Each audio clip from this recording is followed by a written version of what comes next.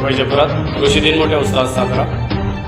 महाराष्ट्र राज्याचे माजी मुख्यमंत्री व हरित क्रांतीचे प्रणेते वसंतराव नाईक यांच्या जयंतीनिमित्त वैजपूर पंचायत समितीमध्ये कृषी दिन मोठ्या उत्साहात साजरा करण्यात आला।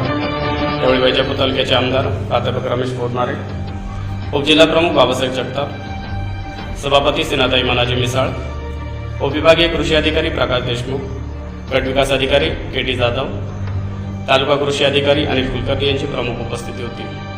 प्रसंगी कृषी विभागाच्या आवारात वृक्षारोपण ट्रॅक्टर चलित रुंद सरीवरंबा यंत्राद्वारे उडीद पिकाची पेरणी आमदार रमेश बोरनारे यांनी स्वतः ट्रॅक्टर चालवून प्रात्यक्षिक दाखवले।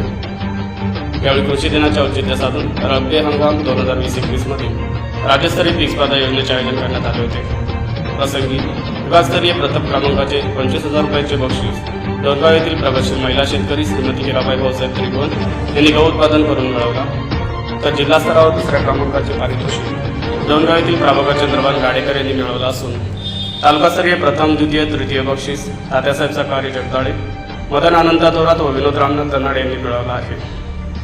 यावेळी मंडळ कृषी अधिकारी एम.एच. घोडके, कृषी अधिकारी एस.एन. मुसने, विस्तार अधिकारी गजेंद्र देशमुख, पायल तुळे, पंचायत समितीचे कृषी अधिकारी एच.आर. भोईनर, सीताराम वैद्य, हरिभाऊ साळुंके, भालचंद्र बाबू, सर्व कृषी सहाय्यक व पर्यवेक्षक कर्मचारी शेतकरी यांची उपस्थिती होती। यावेळी कार्यक्रमाचे आभार पंचायत समितीचे कृषी अधिकारी एच.आर. भोईनर यांनी मानले।